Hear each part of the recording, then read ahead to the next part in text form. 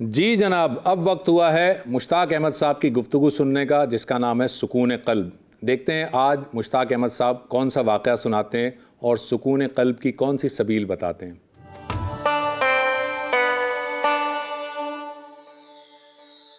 اعوذ باللہ من الشیطان الرجیم، بسم اللہ الرحمن الرحیم، نحمدہ و نصلی علی رسولہ الکریم، اما بعد، اعوذ باللہ من الشیطان الرجیم، بسم اللہ الرحمن الرحیم۔ اللہ کا لاکھ لاکھ شکر ہے کہ مجھے ایک قصہ یاد آ گیا رمضان المبارک کے مہینے کی برکت کی وجہ سے۔ ہمارے کچھ کھلاڑی ایسے ہیں جن کو میں نے پاکستان سے میچ کھیلتے ہوئے دیکھا ہے روزہ رکھ کے، روزے کی ویلیو۔ ہمارے انگریزی کا وہ ایک کاؤنٹی کرکٹ ہوتی ہے جو انگلینڈ میں کھیلی جاتی ہے، اس کاؤنٹی کرکٹ میں اتنا لمبا دن ہوتا ہے، اس لمبے دن میں ایک ہمارا پاکستان کا کرکٹر ہے، اس نے روزہ رکھ کے میچ کھیلا۔ انگریز پریشان ہو گئے، how come you can do this, تم کیسے کر سکتے ہو ایسے؟ وہ کہتے ہیں کہ جب اللہ کی رضا کے لیے تم کوئی نیت کرتے ہو نا تو اللہ تمہیں طاقت دیتا ہے، اسٹرینتھ دیتا ہے۔ تو اس لیے رمضان المبارک کے مہینے میں نے بڑے کھلاڑیوں کو دیکھا ہے روزہ رکھ کے پریکٹس کرتے ہوئے، گرمیوں کی پریکٹس۔ میں نے ایک باب ولمر ہمارے کوچ ہوتے تھے، وہ مر گئے ہیں، انہوں نے دیکھا، انہوں نے ایک دفعہ کہا کہ how come you guys can have a training session without food and water, تم کیسے روزہ رکھ کے ٹریننگ کر سکتے ہو؟ اور ہمارے کئی کھلاڑی ایسے کرتے تھے۔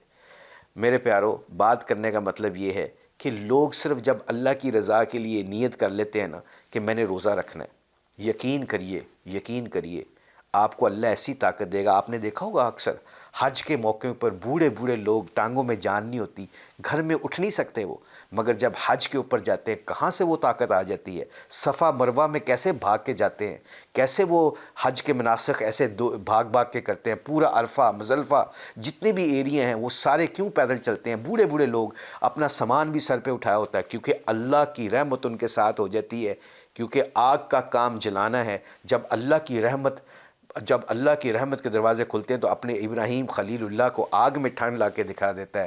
جب اللہ کی مرضی چلتی ہے تو موسیٰ علیہ السلام کو فرعون کے گھر میں تربیت کر کے دکھا دے سکتا ہے، اس کی پرورش وہاں کر کے دکھا سکتا ہے۔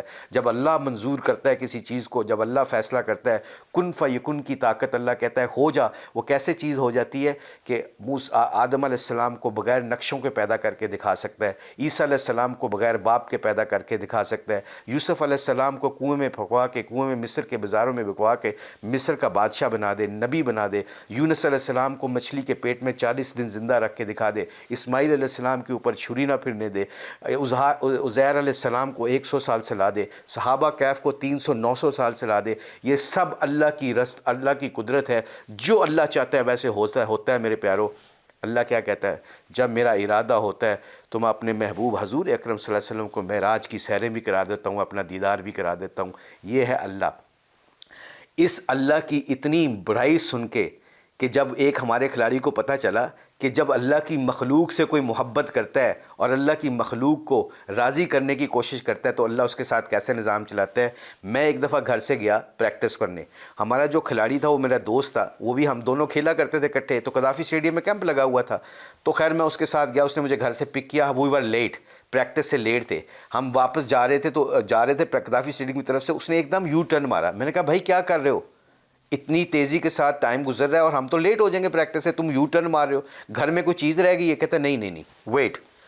اس نے یو ٹرن ماری میرے پیارو، ایسے یو ٹرن مار کے سڑک کے دوسری طرف گیا، سڑک خالی تھی تقریباً، صبح کا ٹائم تھا 7-8 بجے، آئی تھنک یا سیچرڈے تھا یا سنڈے تھا، کیونکہ اس وقت کوئی رش نہیں تھا۔ تو اس نے یو ٹرن مار کے جا رہا تو ایک سائیکل کے اوپر نیلی یونیفارم پہنی ہوئی تھی جو سیکیورٹی والوں نے پہنی ہوئی تھی، سیکیورٹی گارڈز نے، اور ایک بابا جی ٹوٹی ہوئی چپل اور ٹوٹا ہوا سائیکل کے اوپر وہ جا رہا تھا۔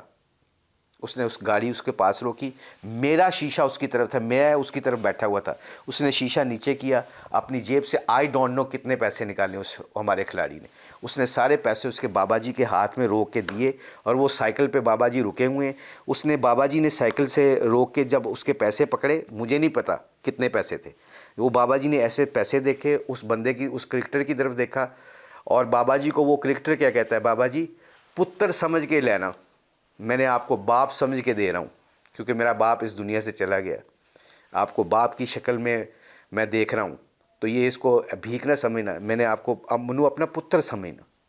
اور بابا جی نے پیسے انجلے، آج بھی وہ الفاظ بابا جی کے میرے کانوں میں گونجتے ہیں اس کرکٹر کے لیے۔ پتہ ہو بابا جی نے کیا کہا؟ کیونکہ وہ تو ایکسپیکٹ ہی نہیں کر رہا تھا کہاں سے اللہ کی مدد اترے گی.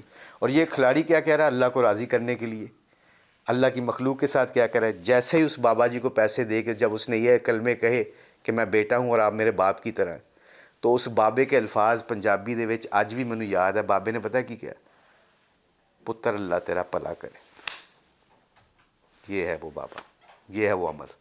میں اللہ بلیس پاکستان، اور ہمیں اللہ پاکستان کے لوگوں کے ساتھ ایسا سلوک کرنے کی توفیق عطا فرمائے. بہت شکریہ.